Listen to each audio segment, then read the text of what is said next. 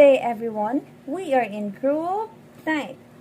So in this video, we will be discussing Lesson 3, Genetically Modified Organisms, Science, Health, and Politics. To understand about it, we are going to tackle its benefits, the potential risk, both environment and human that will cause GMOs, biosafety and its Philippine context. And for the overview in this lesson, we'll present the existence of genetic engineering, especially GMOs in the Philippines, in the different areas of life, the impact of humankind, and the controversies that surround them. And for the learning outcomes, at the end of this lesson, the students can identify issues on genetically modified organisms or GMOs, discuss different implications and impact of GMOs, create a research paper on the impact of GMOs in the Philippine context.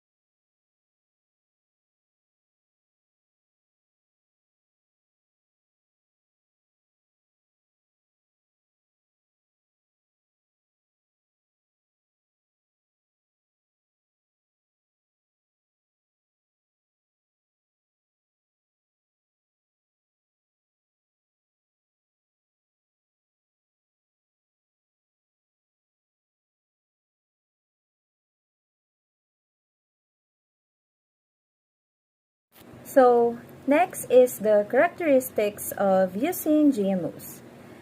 We have 3 here. Number 1 is increase of size. Number 2, changes of color.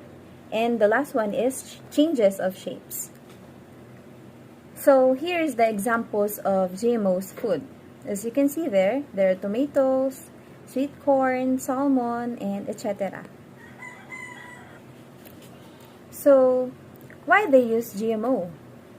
They use this to improve their products as well as they use it for a business to have a big profit. So, next is GMOs in food and agricultural industries.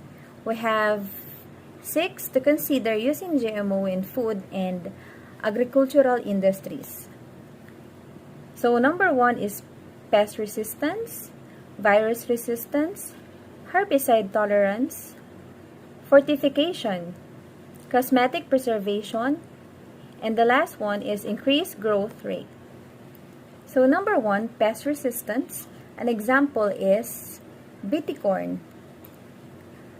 The DNA or genome of the BT corn has been modified with the gene of Bacillus thuringiensis, a soil bacterium that produces protein which is toxic to corn borers or worms. So, meaning they use a gene of Bacillus thuringiensis in order to avoid collapse like BT corn and also to avoid insects. So, in short, ginagamit nila ito para maglason ng mga insekto sa mga pananim as well as the worms. The next one is virus resistance. An example is GM papaya or rainbow papaya. The papaya ring spots virus or PRSV is known to be the terminal to papaya plants. The protein of PRSV was introduced to papaya plant through plant tissue which turned out to be resistant to the virus itself. So, dito naman, malalaman natin ang isang papaya ay mayroon or ginagamitan siya ng GMO kapag siya ay kaaya-ayang tignan or orange na orange yung kanyang color. So, they use ring spot virus because it makes the plants less susceptible to disease that caused from the virus. The next one is herbicide tolerance. An example is Roundup soybean, glyphosate, and herbicide for weeds was introduced by soybeans, making it tolerant to herbicide itself. Farmers then can spray the herbicide killing the weeds but not the soybeans. So dito naman, this allow the farmers to kill weeds while not having harm to those crops. Here is one of the farmers' problem is magkaroon ng ligaw na damo bukod sa they compete from the water kasi syempre imbes na yung water or nutrients ng plants is sa kanya lang nang dahil sa mga ligaw na damo or weeds nagkakaagawan sila ng nutrients. So it means hindi niya solo yung kung ano yung nutrients na nasa lupa. So, the next one is fortification. An example is that golden rice, beta-carotene, a precursor of vitamin A, was introduced through biosynthesis genes to the rice, making the rice grains fortified with a vitamin A. So, yung beta-carotene is one of the needs of individual because it is rich in vitamin A, which is good for our vision. So the next one is cosmetic preservation. An example is in an Arctic apple. The apple variety was genetically modified to suppress the browning of apple due to superficial damage. So from the word preservation, ibig sabihin tumatagal ito. So, an example of this is that, an Arctic apple.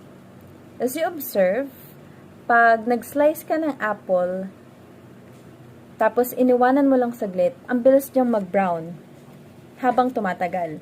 Pero, when we use GMO, kahit iwan mo to, or kahit iwan mo yan ng matagal, it will never turn brown.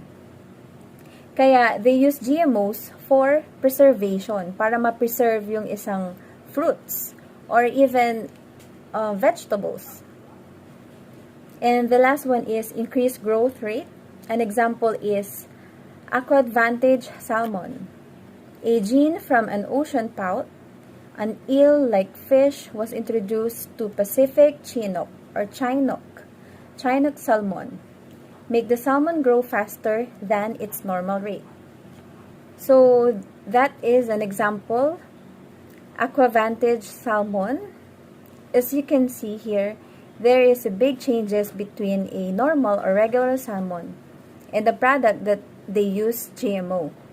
So there are 6 GMOs in food and agricultural industries.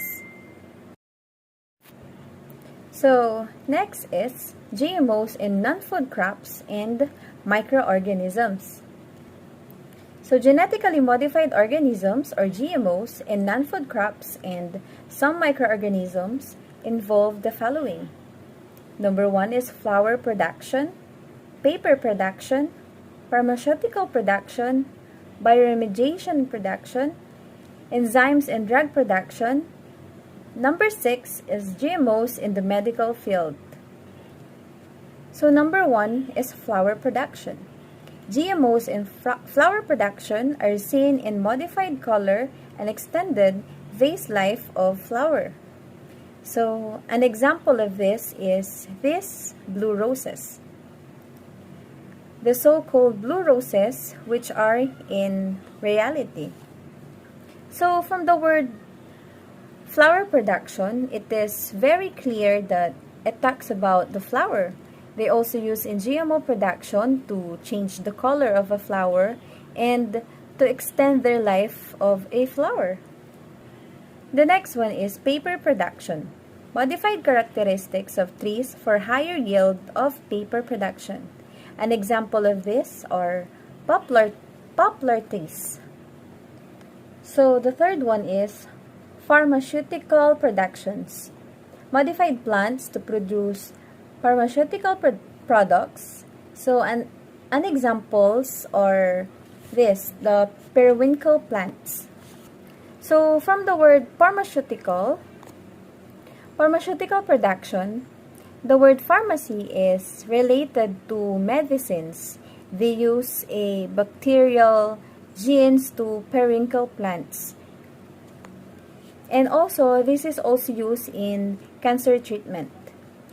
So number 5 is bioremediation. Use of modified plants that can assist the bioremediation of polluted sites. An example here is the shrub tobacco. So when we say bioremediation, this is a treatment of pollutants or waste by the use of microorganisms, such as bacteria that break down undesirable substances. The next one is enzyme and drug production. Use of modified organisms that can produce enzymes for food processing and medicines. One of the examples of this is this CGTase. And the last one is GMOs in the medical field. Genetic engineering is playing a significant role from diagnosis to treatment of human-dreaded diseases. It helps in the production of drugs, gene therapy, and laboratory researches. One of classic example is this humulin. They use it to diabetic patients who are insulin independent. So that is the end of my report. Thank you for listening, and the next reporter will be Rain Christine. The benefits of GMOs.